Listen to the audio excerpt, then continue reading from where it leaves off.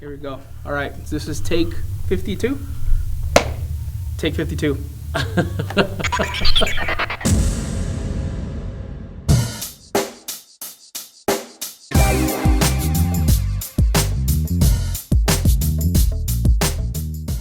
If you are from the Las Cruces area and enjoy riding bikes, more than likely you have had the privilege of meeting our friend Pablo. Today we had the privilege to ride along his side on his favorite areas in Las Cruces, New Mexico. After a good ride, we sit down and learn more about our friend Pablo and the sparks of riding bikes.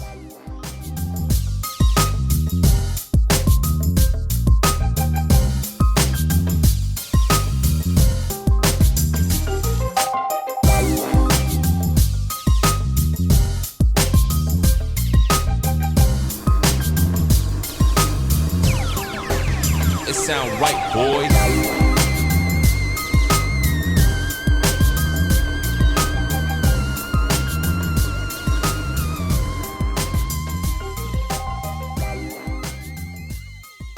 All right. Hey, welcome to MTB New Mexico. Today is a super exciting day because you can see this young man right here sitting next to me. Old. Some people know you. Heard Pablo, Pabs, smart guy, good guy, super cool dude. I've heard it all, man. Right now, we're sitting at Outdoor Adventures where you come every day and you help people like me, help people like you guys. For the people who do not know who Pablo is, talk to us a little bit about Pablo. I am Pablo. From Las Cruces. I was born and raised basically in Chiva Town, Las Cruces, which is a little burb of the area.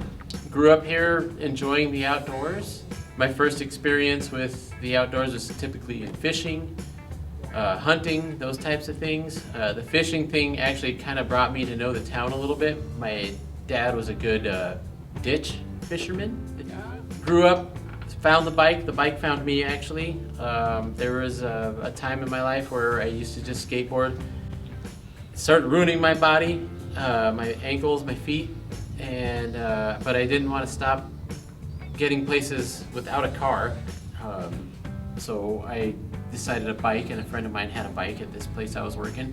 Finding ways to get around without traffic, which led me back to those ditches that I used to fish on.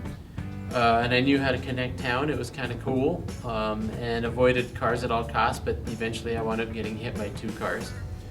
And if anything that happened in my life that made me want to ride bikes more, it was by getting hit by 2 cars on a bike.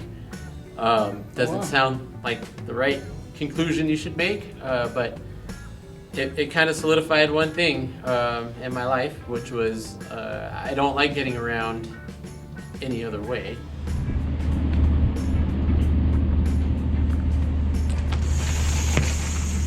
You start working at a bike shop because you still love biking, and then you start managing a bike shop, stuff like that, and here you are. Then you meet people, and one of the people I met recently was Angelica Rubio over the last couple of years, and she took biking for me from just being about tools and tires and whatever else into legislation. She asked me and a friend of mine, Matt Mason, to kind of work on some legislation, which Matt Mason comes into my life and decides to do this monumental loop thing. I think Matt Mason's in everybody's life. He is the life around Las Cruces and bikes. When I ride sand, think of sand type when I'm riding, automatically Matt Mason comes to mind. Matt Mason makes everybody mad, but he also is the richest nutrient in the soil that we all ride. He really wants to see everybody get better. Well, that sounded really good. He's one of the guys that definitely wants to see everybody not just ride a bike, but really explore themselves and find themselves out there. Yes. And no, they're very rare, and we do have a precious commodity here in Las Cruces, as well as all the people that actually did drink the Kool-Aid before COVID, get a bike and ride all these gravel rides and go out and try to do the monumental loopings.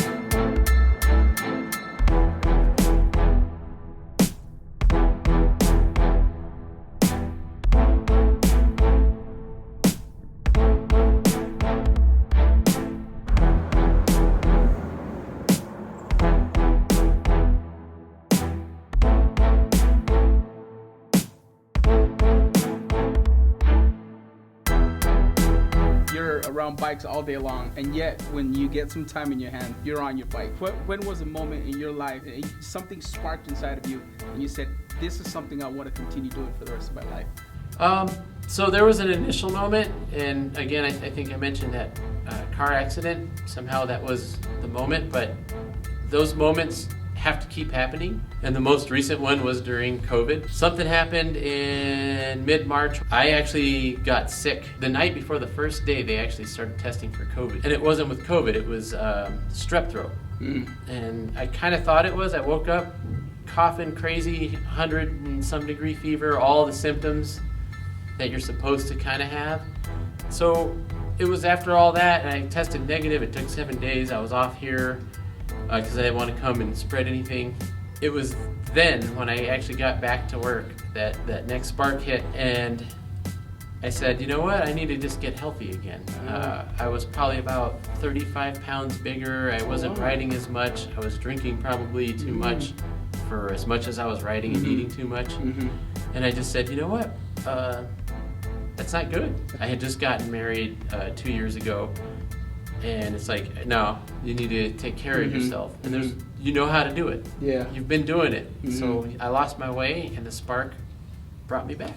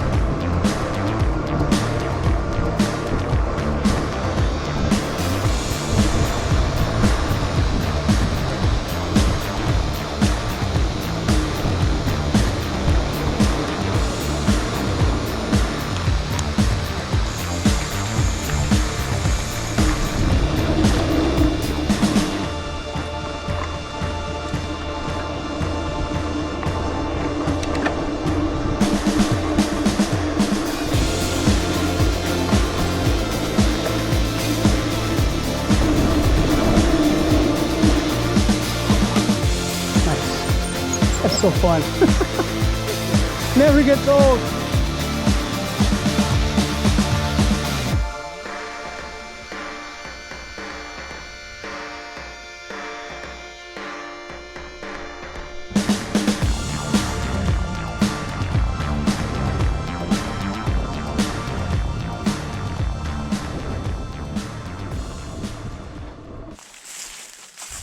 Yep, there it is.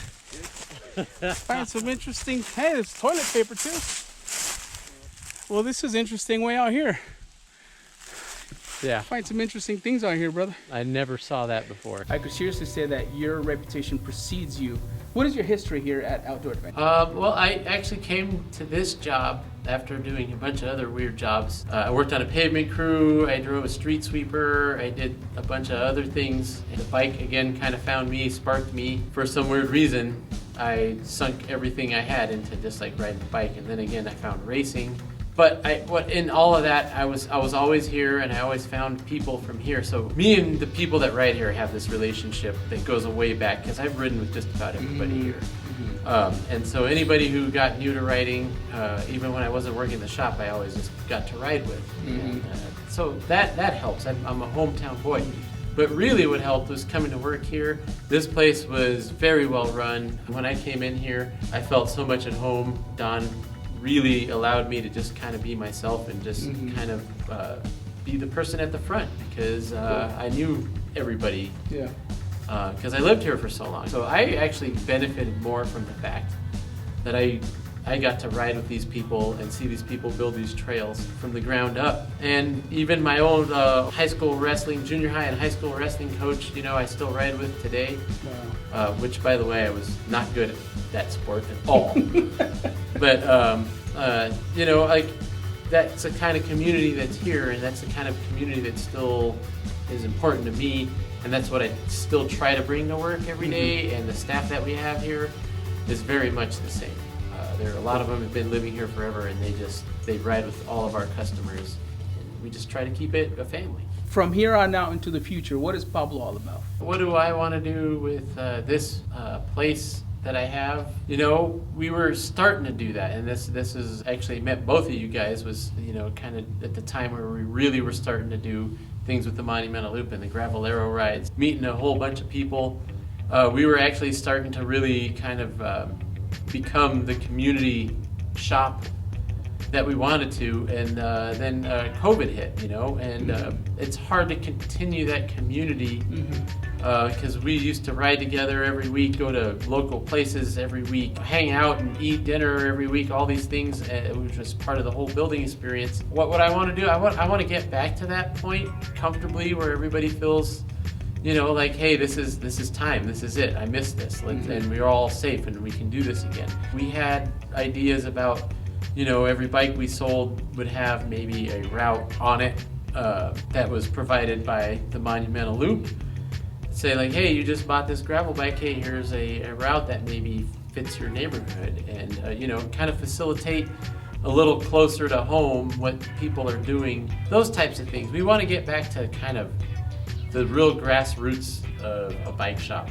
This place, we'd like to have some of the things that we were doing before. Again, we were having monumental talks where we invited people from Salsa, people that actually ran the Monumental Loop, came and gave talks about all their experience they were doing, things in the outdoors, people that traverse the Oregon Mountains. Again, trying to get the community into a place to experience the outdoors together. I think that's what really we could be really good at and excel at, and it's easy because people are excited and they want to share their stories, just like you guys are filming your rides and how you've evolved into like sharing your experiences. I appreciate you, Pablo, taking the time, first of all, to ride a great trail today and to do this interview with us. It's an honor for you to do this with us, so thank you very much for taking your time. Oh, I appreciate the time that you gave, and actually the ride just helped me work on my tan lines, and it was a fun ride, man. It was good to know you guys. Fonseca, I always want to know you more because you're always behind the camera, but yeah, and he we'll talks get you so out. much. Yeah. Those of you guys who know Fonseca, he just talks all day long, just non-stop. But no, this was fun and I appreciate it. Cool. All right, guys. So please make sure to hit that subscribe button and that bell for notifications. And make sure that if you guys have any questions bike related, or if you guys want a bike, want to purchase a bike, want to get some cool chamois, some cool gloves, lights, whatever it is that you need, make sure to come out here at Outdoor Adventures. Mr. Pablo's here and all his team. And thank you very much. We'll see you guys next time. Oh, wait. Yeah. Oh, no, you need Let's the get some shoes.